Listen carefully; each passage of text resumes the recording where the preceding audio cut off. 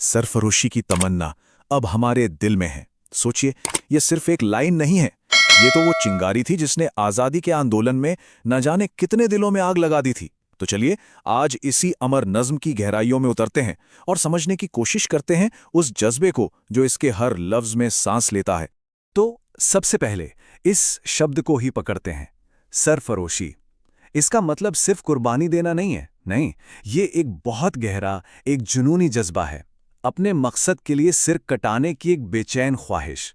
ये सिर्फ एक इच्छा नहीं है, ये एक ऐसी धुन है जो हर चीज पर हावी हो जाती है। और इस कविता का पूरा सफ़र वो इसी तमन्ना से ही तो शुरू होता है। ये किसी भी क्रांतिकारी की यात्रा का वो पहला और सबसे ज़रूरी पड़ाव है, जहाँ से आप कह सकते हैं पूरे आंदोलन की नींव रखी जाती है। और जरा देखिए तो, ये तमन्ना कितनी बेखौफ है।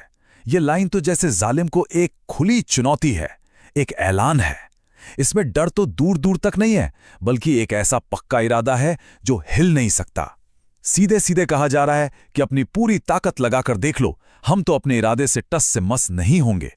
तो सवाल उठता है कि भाई इतनी हिम्मत आखिर आती कहाँ से है? बाहर की चुनौती का जवाब देने के लिए अंदर एक आग का जलना जरूरी है ना?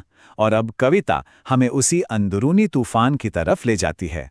यहाँ आकर कविता का जो फलसफा है वो बिल्कुल साफ हो जाता है कि भाई एक ऐसी जिंदगी जिसमें किसी बड़े मकसद के लिए जुनून की आग ही ना हो, वो जिंदगी जीने के लायक ही नहीं है। शरीर तो बस एक ढांचा है, असली जान तो जुनून का खून ही डालता है। और यहाँ ना क्रांतिकारी की अंदरूनी और बाहरी दुनिया की एक बड़ी दिलचस्प तुलना की गई है। एक तरफ क्या है, दिल में तूफानों की टोली और नसों में इनकलाब, और दूसरी तरफ जालिम का बाजू और मुश्किलों से भरा सफर। मतलब साफ है कि जो अंदर का जुनून है वो बाहरी खतरों से कहीं ज्यादा ताकतवर है। अच्छा, जब अंदर का जुनून इतना ज्यादा हो तो वो सिर्फ सोच में तो रह नहीं सकता, वो एक्शन में बदलता है।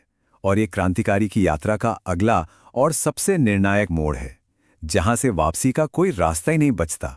तो यहां समझने वाली बात यह है कि ये कोई जल्दबाजी में लिया गया फैसला नहीं था। नहीं, ये एक बहुत सोचा समझा समर्पण था। घर तभी छोड़ा गया जब मौत को पूरी तरह से कबूल कर लिया गया था। कफन बांधकर निकलने का मतलब ही यही है कि मौत सिर्फ एक डर नहीं, बल्कि इस सफर का एक हिस्सा है जिसे मान लिया गया था। तो ये पूरी प्रक्रिया कुछ इस तरह से है, पहले घर से निकलना, फिर सिर पर कफन बांधना, और आखिर में जान हथेली पर लेकर आगे बढ़ जाना। ये एक एक कदम दिखाता है कि ये बलिदान कितने होशो हवास में और जानबूझकर चुना गया था। और ये लाइन, वाओ, ये क्या खूबसूरती से दिखाती है कि वो लोग मौत के डर से कितना ऊपर उठ चुके थे। यहाँ जिंदगी को मौत की महफिल में एक मेहमान बताया गया है। इसका मतलब ये हुआ कि उन्होंने मौत को ही अपनी हकीकत मान लिया था।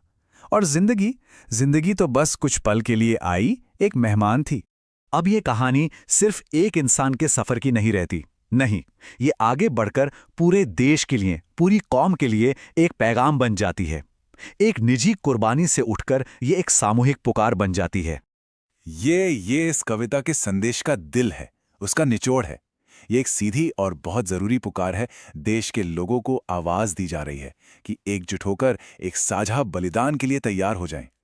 और ये पुकार बेवजह नहीं है, ये एक संकट की घड़ी में की गई अपील है कि जब देश की नाव यानी हिंदुस्तान की कश्ती मुश्किलों में फंसी हो, तब उसे बचाने के लिए निजी बलिदान ही तो आखिरी रास्ता बचता है। तो अब सवाल ये उठता है कि एक सदी पुरानी ये कविता आज भी इतनी ताकतवर क्यों लगती है? इसकी विरासत क्या है और इसकी गूंज हमें आज भी क्यों सुनाई देती है? देखिए, सरफरोशी का जज्बा आज भी जिंदा है, क्योंकि ये हमें जुल्म के खिलाफ खड़े होना सिखाता है। ये हमें जुनूनी विश्वास की ताकत दिखाता है। ये निस्वार्थ बलिदान की बात करता है। और सबसे बढ़कर ये एकता और आज़ादी का एक ऐसा तराना है जो हर दौर में, हर जमाने में मायने रखेगा। तो आखिर में ये सवाल हम सब के लिए है। आज का जमाना अलग है, चुनौतियां बिल्कुल नई हैं। ऐसे में सरफरोशी के उस जज्बे के क्या मायने हो सकते हैं? इसका जवाब शायद किसी और के पास नहीं, हम सबको अपने अंदर ही तलाशना होगा। वीडियो पसंद आता है तो इस वीडियो को लाइक और शेयर जरूर करते हैं, और ऐसी इंटरेस्टिंग वीडियो देखने के लिए इस चैनल को सब्सक्राइब कर लें। तो आज के लिए बस इतना ही, मिलते हैं नेक्स्ट वीडियो में। जय हिंद, जय भारत।